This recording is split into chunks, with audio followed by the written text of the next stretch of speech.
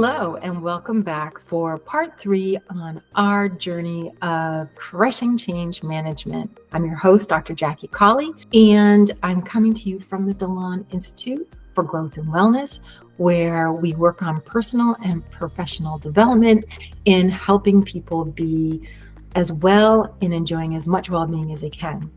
So today's conversation is going to be around change management for a personal change. This can be yourself, it can be working with a patient or a client, it can be working with an individual employee. And when we talk about change management on a personal level, I really do feel like it's the hardest to change, because behaviors, habits, our way of thinking and our perspectives are hard for us to change. And as we talked about in the other two series, it's very emotionally charged. And so we have to really be understanding of that. And we use Prochaska's model, just as we did with the team changes. And they're still the 3 phases that we talked about, right? Building up the case of why, creating and engaging and enabling someone to be successful with the change, and then putting a plan together that you actually implement, and being aware of where you can slip up and relapse, and then being able to sustain that change over time. So we'll go over the Prochaska's model again, but with a focus on personal change. And we can use an example like smoking cessation as we go through it to help make it a little bit more real. But again, remember that this is very emotionally charged for people, and change is never easy. It takes time, and people are not always successful with it the first time around. So you have to use compassion for yourself or others, kindness, and just kind of be gentle with people as they go through the process. Be gentle with yourself. So I'm going to share my screen, and we'll go through this series of 5 change steps from Prochaska and how this really impacts personal change. What we have here is Prochaska's stages of change for personal change. So in pre-contemplation, you're building awareness. So you're really kind of bringing why it might be helpful for an individual to change. So if we're looking at smoking cessation, for example, if I'm working with my physician, or I'm working with another provider, or I'm working with my family, and they raise the awareness that maybe my health could be impacted by smoking, in that it would be better for me to not smoke. Maybe this is the first time I've really thought about it. So we're building awareness in the individual that this is an issue or a problem that could impact them down the road. And we start to use a questioning phase, like, did you know that you can have health problems like cancer or COPD, chronic obstructive pulmonary disease, which can impact your ability to breathe and be able to play with your children, and that both cancer and COPD can lead to death, and maybe you won't live as long. Did you know that? And allow the person to research on it a little bit, or at least to question themselves, or to have you question the individual about, are you aware? So the first is building awareness. The next phase is contemplation. And in contemplation, we're really looking to use logic to help the individual see that moving from their current state to a different state, changing that behavior or that habit, will be better than them not participating in that habit anymore. So in the case of smoking cessation, it's using logic like, did you know how many people die of COPD and cancer related to smoking in the United States on any given year? And do you know what the average age is? And don't you want to be here for your daughter's wedding? Don't you want to be here for your son's sports games, your daughter's sports games, their graduation from high school, college, etc.? You don't want to die too early, right? You don't want to be winded and not be able to play with them. So your gain by not smoking is better than not smoking, which you get enjoyment from, right? Or else you wouldn't be doing it. And it's also helping the individual to see that they can learn from others' successes, that they can be successful themselves. Because you can use the logic, but you still have to think about their emotions. And there's a reason that they're smoking. They're getting enjoyment from it. It's helping their dopamines. It makes them feel better, less anxious, whatever it happens to be.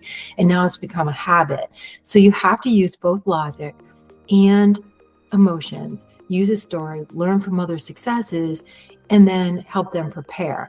So if they're contemplating, they're saying, yeah, I think I'm ready to do this. I understand why it's better for me to do this and not to do this. Then you can help them prepare. And that's where you develop a plan.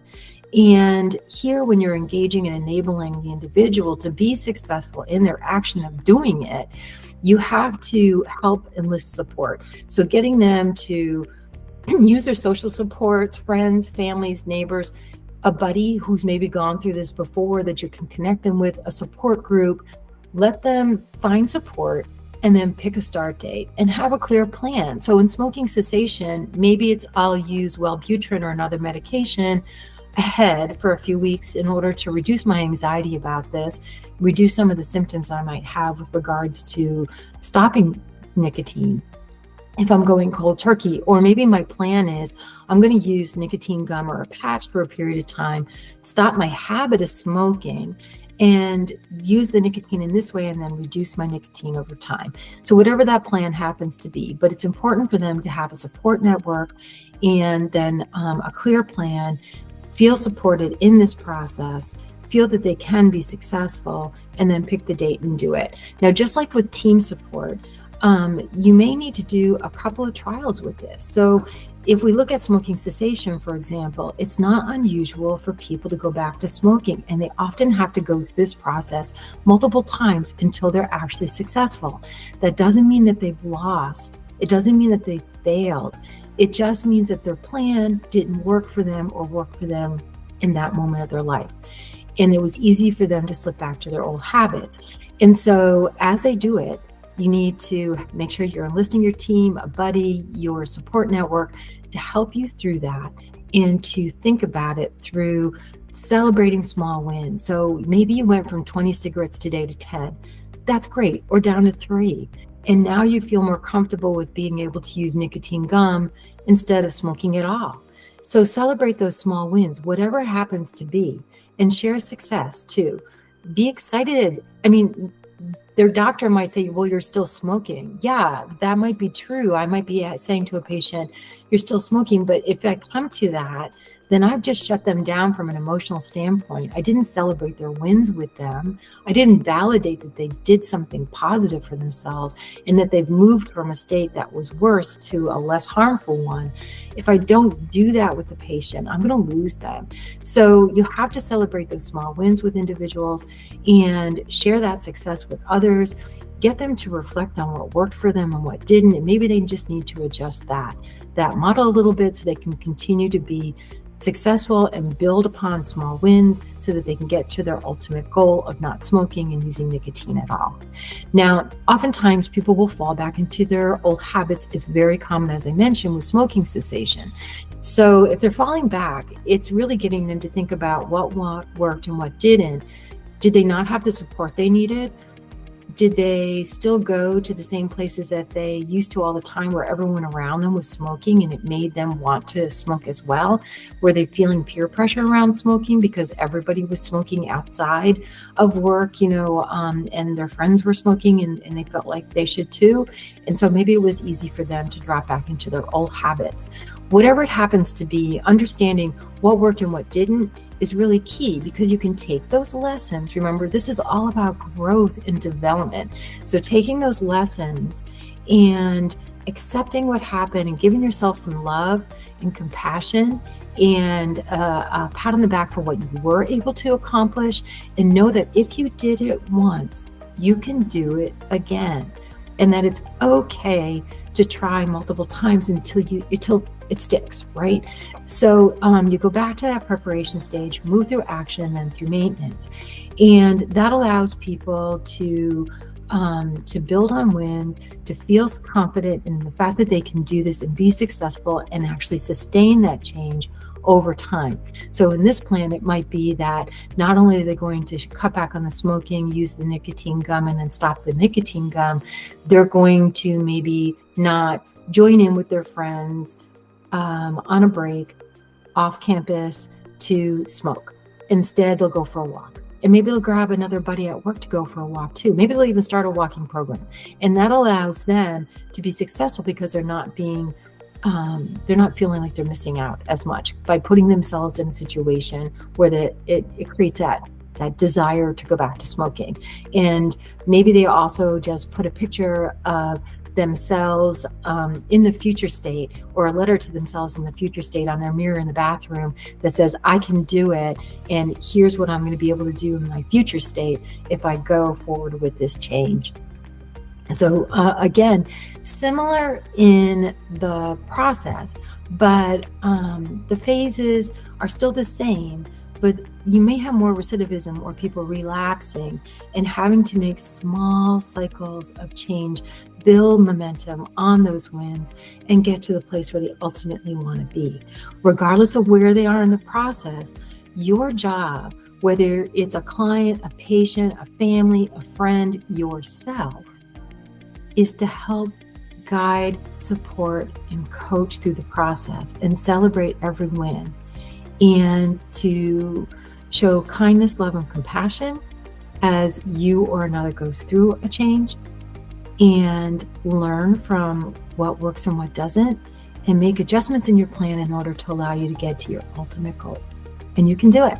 You can do it. It may be hard, but you can do it. Enlist other people to help you. Pull in your tribe, your social network, your buddies, your friends. Learn from other successes. Look to create scenarios, environments, situations where you can be successful and you will hit your goals. So a couple of takeaway tips that we have just overall around how do you crush change management? Well, as we mentioned, change is hard. So I'm just going to bring this up one more time so that you can all see my screen. All right, so final tips. Change is hard. It involves emotion. Always make sure that you're addressing the emotions. Create a sense of urgency of why and why now. Engage those that change is being impacted upon, and involve them as early as you can so that they're creating the change with you and helping you identify how best to sustain it and roll it out. Simple, consistent messaging can be really effective, but the message has to involve logic and emotions. So it has to be both the head and the heart. Stories are a great way in order to allow that to happen. Ensure that people have the skills, the tools, the resources, the support, the knowledge they need to successfully adopt the change. And don't forget, address what's in it for me. The with me is always important for every individual who's going through the change. Celebrate the wins along the way, even though you may not be at your final goal, even though everything hasn't worked out the way that you expected. Every small win is a win and will help keep people out of that valley of despair and moving towards feeling confident and excited about the change that's in front of them. So celebrate often and early and prepare for sustainability, because it's easy to fall back into those old habits. So make sure that you've got a good plan, that you're learning from what works and what doesn't. Keep that growth mindset so that you and your teams can be learning to be more adaptable, flexible, problem-solving skills are improved upon, and you get a better relationship with them and a better product at the end.